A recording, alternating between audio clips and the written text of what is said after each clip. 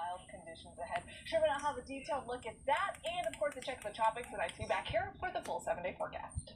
All right, looking forward to it. Be sure to download our free KHOU 11 mobile app to follow this gorgeous forecast. And later today, folks can voice their opinions on upcoming portions of the I-45 North Improvement Project. TxDOT says it is needed because traffic will increase by 40% in that project quarter by 2040. Ugochi Iloka is in downtown near I-45, where phase 1 of the project is beginning.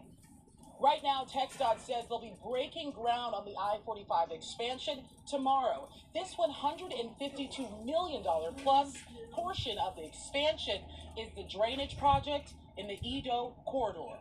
If you'd like to speak with TxDOT representatives in person about the I-45 project, tonight's public meeting is happening at Moody Community Center from 5 to 7 p.m.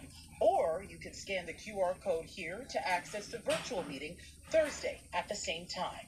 You will have to register to attend this meeting, though. TxDOT says the project will enhance safety and mobility while replacing aging infrastructure and helping with flooding issues. But some people say the I-45 expansion could change the makeup of neighborhoods. They are concerned about local businesses that depend on weekend crowds. TxDOT says the project is needed to address current and future traffic demands. However, some who oppose it still don't believe adding lanes will fix traffic problems. Houston is a city that has gone through major highway expansions in the past couple of decades, and we don't believe any of it has helped traffic at all. We're actually right now standing in part of Edo that will, there's businesses here that will not continue because of the highway expansion. As for those who support the I-45 expansion, Darren Willer, who is a TAG board member, which is a transportation advocacy group, weighs in. Accommodating for active transportation, it's transit-oriented, it's flood relief, and it's also safety and reducing crashes on the freeway. It's a really all-encompassing project. If you'd like to learn more details about this expansion project, we have an article on our website available for you right now on KHOU.com. Reporting in downtown Houston, Ugochi Iloka, KHOU 11 News. And now for a look at some of the day's other top stories. Right now, Houston police investigating a man found shot to death behind some bushes in East Houston. Police say his to heat up. The latest as the polls show, both Harris and Trump are neck and neck among voters. And the SBC adding to Florida to help out four-footed friends after the hurricanes there.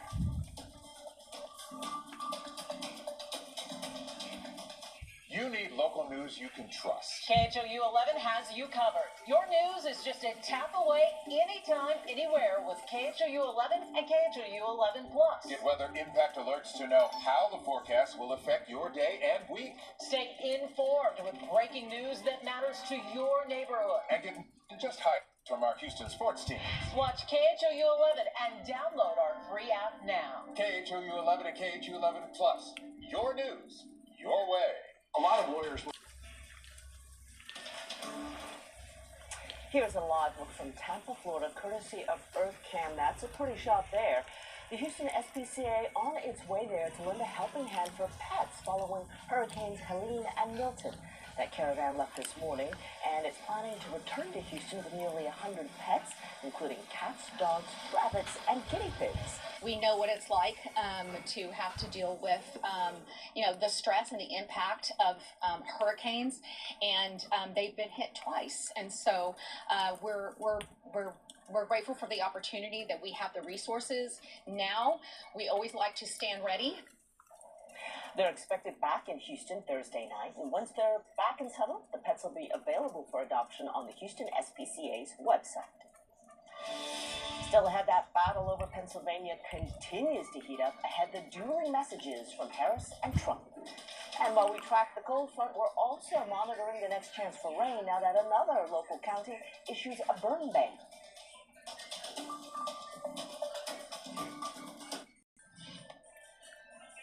And here is a live look from Dallas, where final preparations are underway ahead of tonight's U.S. Senate debate. It is the one and only debate between Senator Ted Cruz and his opponent, Colin Allred. It'll be held inside the studios of our sister station, WFAA. Political experts say it's an opportunity for Allred to introduce himself to voters who may not know a lot about him. Meanwhile, they consider Cruz a charismatic and more direct campaigner. They expect he'll continue to cast Allred as too liberal for Texas. KHOU 11 is the only place where you can watch that U.S. Senate seat debate tonight at 7 o'clock right here on KHOU 11, and it'll be streaming on the KHOU 11 Plus app. And in the race for the White House, polls show Vice President Kamala Harris and former President Donald Trump are virtually tied, both campaigning hard in battleground states. Natalie Brand reports. Voters waited in line in the battleground state of Georgia Tuesday as early voting got underway. This is a very important election. We're really a critical state in that election, so I feel honored to be voting. Former President Donald Trump, who still faces charges of election interference in the state from 2020, plans to rally there tonight. With the latest CBS poll showing a neck-and-neck race, the presidential candidate spent Monday in Pennsylvania, the battleground with the most electoral votes at stake. We win Pennsylvania. We win this great Commonwealth. We are going to win the whole ballgame. Both Vice President Kamala Harris and Trump addressed voter concerns about the economy. We're going to drill, baby drill. We're going to have so much energy. And we're going to bring prices down. Under our plan, we will lower the cost on everything from healthcare to groceries. This week, the Trump campaign is working to make inroads with suburban voters, particularly women, while Harris, campaigning in Michigan today, will continue to try to boost turnout among black men. Natalie Brand, CBS News, Washington. Montgomery County is the latest county to restrict outdoor burning as this dry spell continues. The Montgomery County judge issued a disaster declaration yesterday. Harris, Fort Bend, Waller, and Liberty counties have also issued burn bans. All right, Kim, with all these burn bans out there, are we going to see any rain with the front coming?